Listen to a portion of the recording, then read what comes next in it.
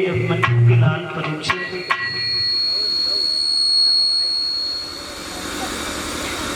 भगवान मर्यादा पुरुषोत्तम श्री राम का अवतार त्रेता युग में किस तरीका से हुआ। आज के पुत्र महाराज दशरथ के घर में बताया है कि महाराज जो थे ये संतानहीन राजा थे और महाराज आज के घर में कोई संतान नहीं थी। इस बात से बड़े दुखी रहते थे। और देखो दुख वाली बात आती है तो दुनिया जो है ये दुखालय है। दुनिया दुखालय है, सुखालय नहीं है। अगर सुखालय नहीं है तो सुख कहां से मिलेगा। दुखालय है तो दुख ही दुख तो होगा। सुख के दो चार कहीं झींटे पड़ जाते हैं तो हम भूल जाते हैं कि हमारे ऊपर कभी दुख भी आया था। और देखो दुख वाली बात आती है तो सबसे बड़ी बात तो एक ही है, हम दुखी कहाँ हैं। कोई दुखी नहीं है दुनिया में। भाई गलत बात है। वैसे कहने में तो ये आती है कि दुनिया में कोई सुखी नहीं है और हम ये कह रहे हैं कि दुनिया में कोई दुखी नहीं है। दुखी केवल इसलिए है हमारे पास में अगर 2000 रुपया है हम सुखी हैं, लेकिन दुख तो इस बात का है कि सामने वाले के पास में 5000 है, वो क्यों है। और बस यही बात हमारे लिए दुख का कारण बन गई है। वैसे दुखी कोई नहीं है। भरपेट भोजन, चाहे वो अरबपति है वो भी पेट भर के ही खाता है, गरीब है वो भी पेट भर के भोजन ही खाता है। फिर सुख और दुख क्या है, केवल यही तो है। कहते हैं वो कभी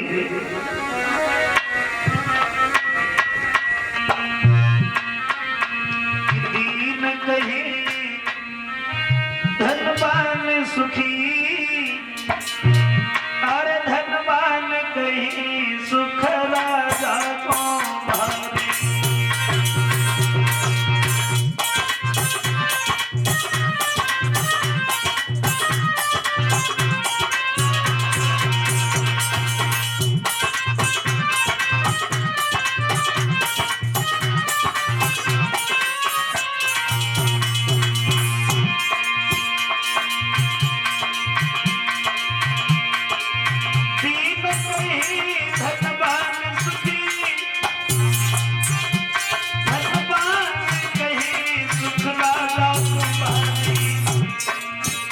अरे राजा कहीं महाराज सुखी,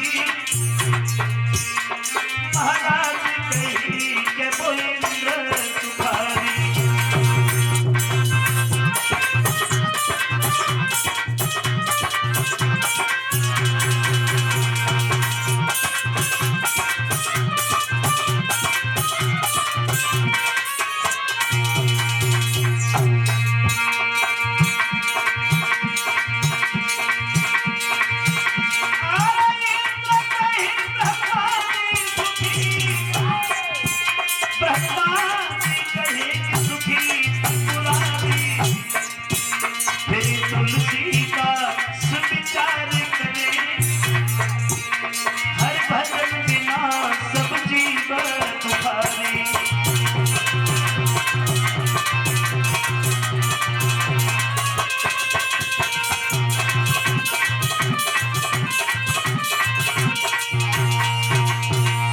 जवाब दिया है अपने दुख से कोई दुखी नहीं है बल्कि दूसरे के सुख से दुखी है।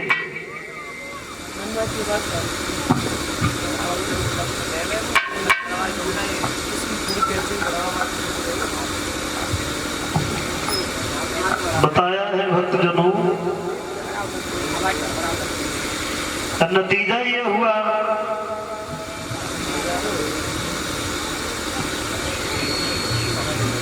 महाराज आज जो थे वो दुखी है कि घर में कोई संतान नहीं है।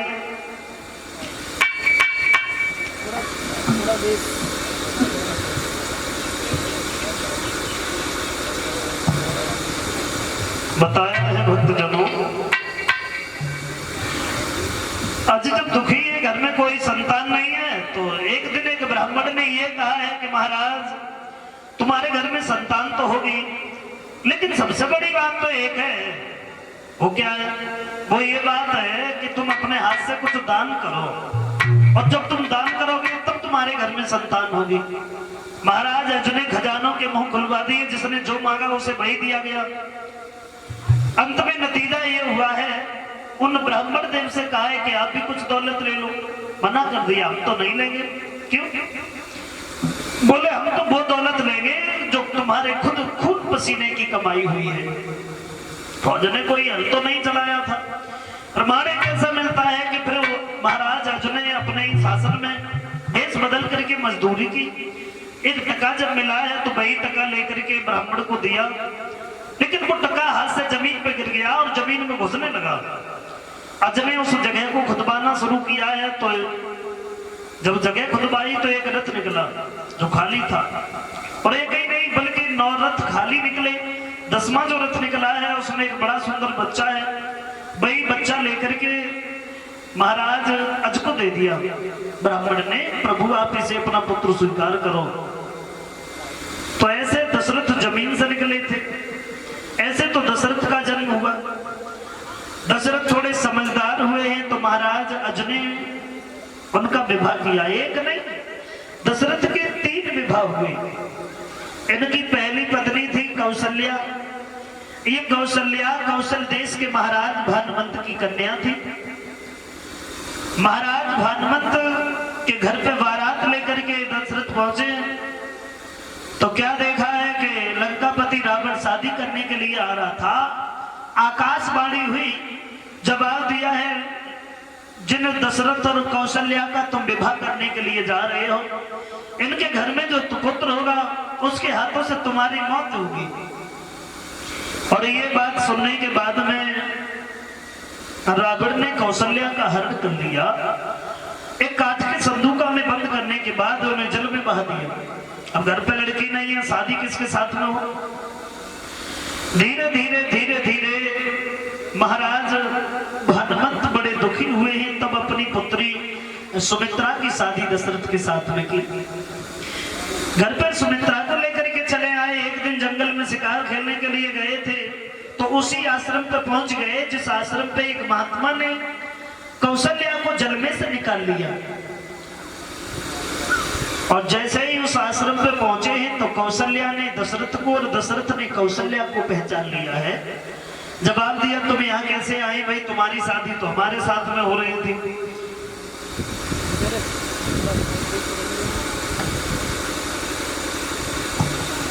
उसी समय नतीजा ये हो गया,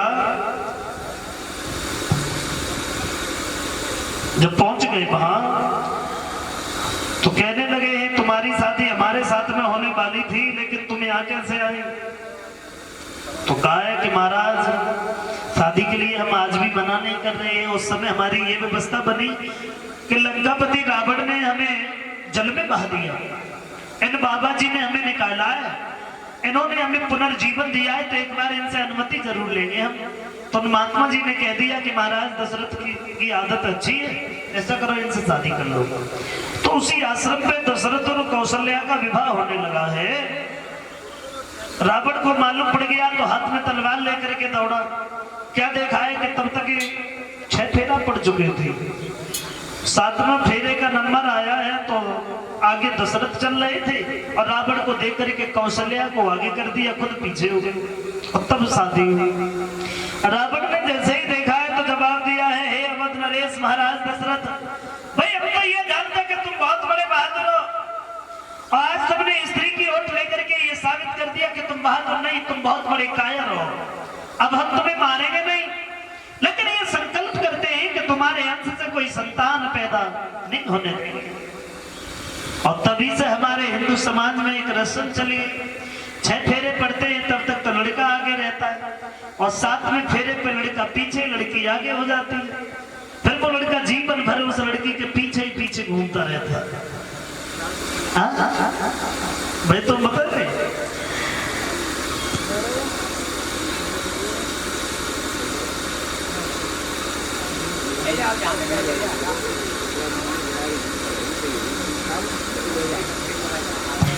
और उसी समय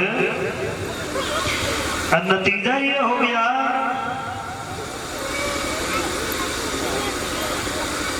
कौशल्या के साथ में शादी हुई। इस तरीका से 2 विवाह हुए हैं महाराज दशरथ के। तीसरी पत्नी थी इनकी कैकई। ये कैकई कश्मीर के राजा अश्वपति की कन्या थी, जो दशरथ के मित्र थे। एक बार कैकई के राज्य में महाराज दशरथ घूमने के लिए गए और कैकई की तंदुरुस्ती को निहार करके महाराज अश्वपति से जवाब दिया है, प्रभु तुम्हारी पुत्री बहुत सुंदर है, आप ऐसा क्यों नहीं करते, उसकी शादी हमारे साथ में कर दो। तो महाराज अश्वपति ने जवाब दिया, दशरथ शादी तो कर देते, लेकिन क्या करें, तुम्हारे घर में 2 लड़कियां पहले से हैं, तुम्हारे घर में 2 पत्नियां पहले से हैं। अयोध्या का राज्य मिलेगा कौशल्या के बच्चे को या फिर सुमित्रा के बच्चे को। तो दशरथ ने यह कहा था कि घर में कौशल्या और सुमित्रा से कितने भी पुत्र हो जाएं, लेकिन अयोध्या का राज्य हम तुम्हारी पुत्री के पुत्र को देंगे। इतना कहने के बाद में जब सुना है तो महाराज अश्वपति ने कैकई की शादी दशरथ से की। इस तरीका से 3 विवाह हो गए। कुछ समय के उपरांत क्या देखा है कि महाराज दशरथ के अंश से सुमित्रा के घर में एक संतान पुत्री के रूप में प्राप्त हुई। और जैसे ही वो पुत्री देखी, रावण को पता चल गया भाई दशरथ के घर में संतान पैदा हो रही है। बाद में ये हुआ, उसी लड़की को राजा रोमपाद ने गोद ले लिया, श्रृंगी ऋषि के साथ में जिसकी शादी हुई। उधर रावण ने भगवान ब्रह्मा जी के नाम की तपस्या की और ब्रह्मा जी सामने आए हैं, वरदान के लिए कहा है। तो रावण ने दोनों हाथ जोड़े, प्रभु इतना वरदान दीजिए कि दशरथ के अंश से कोई संतान पैदा नहीं हो। ब्रह्मा जी ने वरदान दे दिया। धीरे धीरे धीरे धीरे समय व्यतीत हो गया, दशरथ के घर में फिर कोई संतान उनके अंश से पैदा नहीं हुई। धीरे धीरे धीरे धीरे महाराज दशरथ की उम्र लगभग 55,000 साल की हो गई थी। एक दिन देखा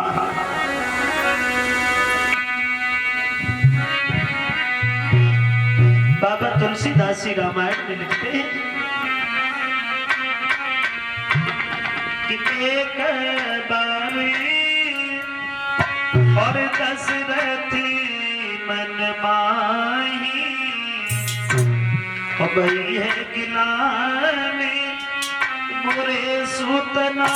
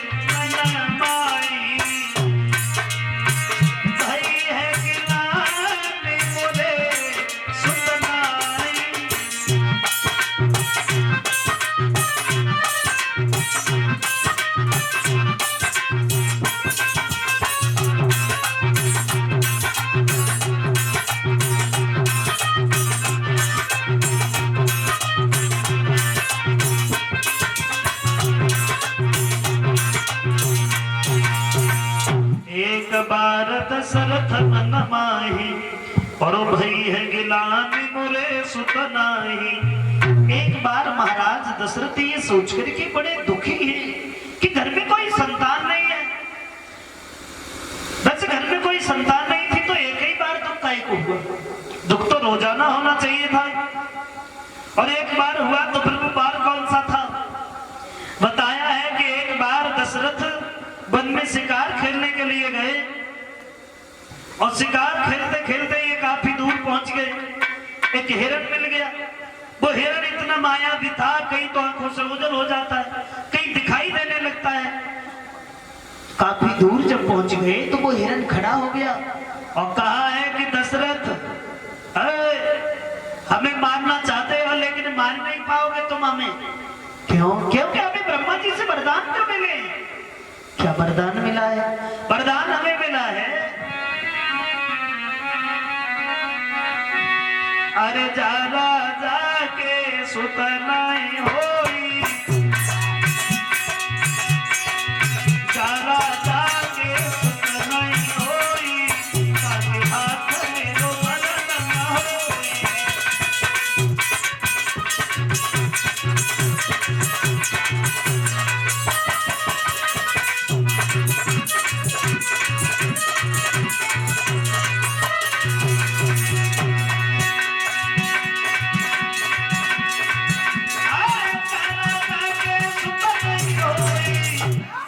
और ताके हाथ में रो मरण न होई,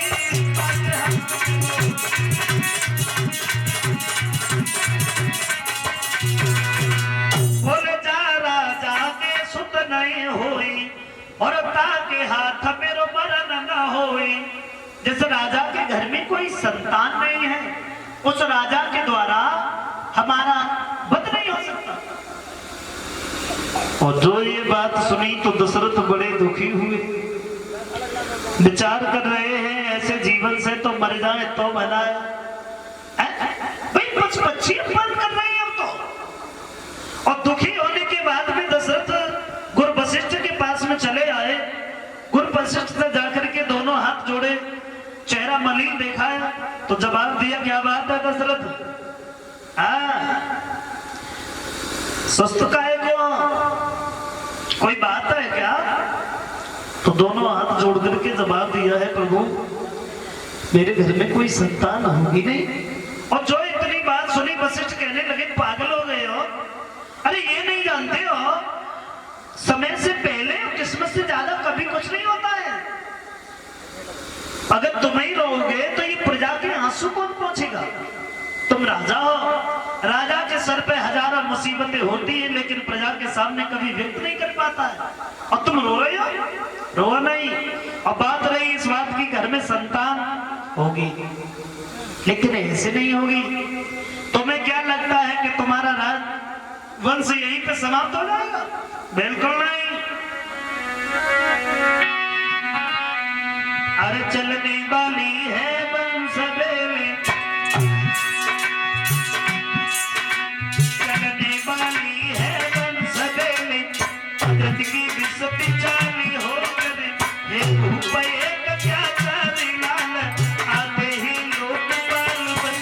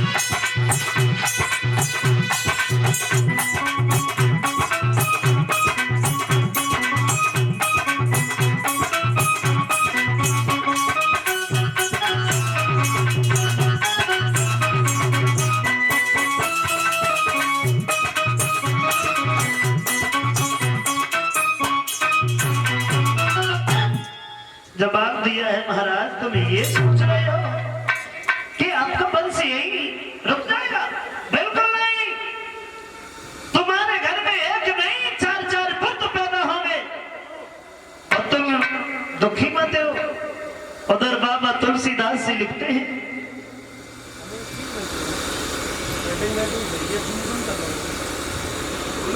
हाँ छोड़ क्यों जाते हो तेज बोलो आवाज लॉकडाउन कर रही है एक नई लीड नव माइक वही दे दो लॉकडाउन कर रही है